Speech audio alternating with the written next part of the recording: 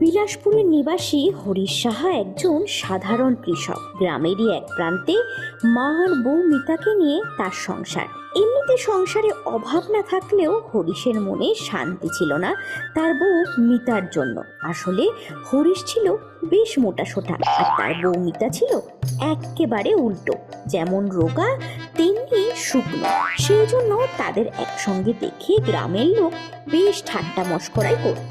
আর সেটাই ছিল মিতার রাগ আর সংসারে অশান্তির একমাত্র কারণ।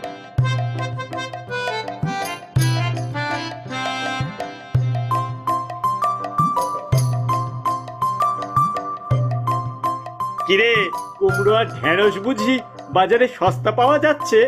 কুমড়ো আর ঢ্যাঁড়স সে আবার কোথায় পেলি? ওমা,